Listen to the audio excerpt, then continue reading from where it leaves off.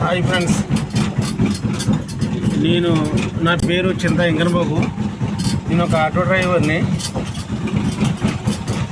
అన్న. చూస్తున్నారు కదా ఇది రోడ్డు, ఇది నర్సాపురం నుంచి ఎనుగవాణిలంకి వెళ్ళే రోడ్డు అన్న.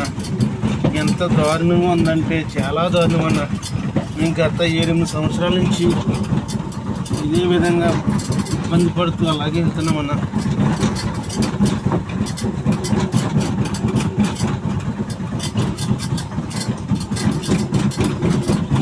ఏంటంటే మధ్యలో ప్రభుత్వం వచ్చిందన్న, ఎవరు కూడా పట్టించుకోలేదన్న.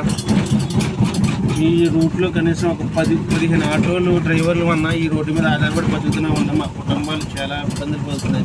ఎందుకంటే రోడ్డు ఇలా ఉండటం వల్ల ప్యాసింజర్ అన్న వాళ్ళు కూడా ఎవరు రావట్లేదన్న బయటికి. వాళ్ళు వస్తేనే కదన్న మేము ఏదైనా చేసేది.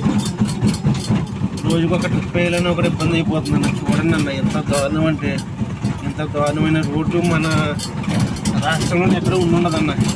మరి ఈ రోడ్డు ఎందుకు పట్టించుకోవట్లేదో తెలియట్లేదన్న. దయచేసి ఈ వీడియో పవన్ కళ్యాణ్ గారి దాకా ఇంటి దాకా చూడండి అన్న, ప్లీజ్ అన్న. ఈ రోడ్డు కొంచెం పరిష్కారం చేయండి అన్న.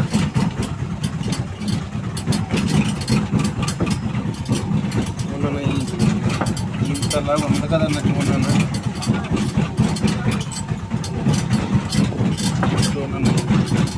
ఇటువంటి రోడ్లు అన్న మేము ఆటో తోలదాకి మాకు ఇబ్బందిగానే ఉంది, ప్యాసింజర్ కూడా చాలా ఇబ్బందిగా ఉందన్న. అసలు నేను చూస్తుంటేనే మర్చిపోతుందన్న. చూడన్న ఎంత పెద్ద పెద్ద గోతులు అన్న. దయచేసి వీడియో పవన్ కళ్యాణ్ దాకా వెళ్ళి దాకా చూడండి అన్న. అన్నయ్య పవన్ కళ్యాణ్ అన్నయ్య, మీరైనా కొంచెం చూడండి అన్న. చాలా ఇబ్బందులు పడుతున్నామన్న ఈ రోడ్లో. ఆడవాళ్ళు అయితే చాలా ఇబ్బంది పడుతున్నారు అన్న, ఆటోలో కూర్చోలేక. ఎందుకంటే ఇటు బస్సు సౌకర్యం లేదు. మేము ఆటోలు నడుపుకుని మేము బతికే వాళ్ళం 15 మంది ఆటోలు ఉన్నాయన్న, 15 కుటుంబాలు.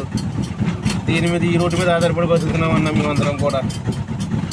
చూడన్న కొంచెం ఈ రోడ్డు కొంచెం పట్టించినన్న, రోడ్డు వేయించండి అన్న.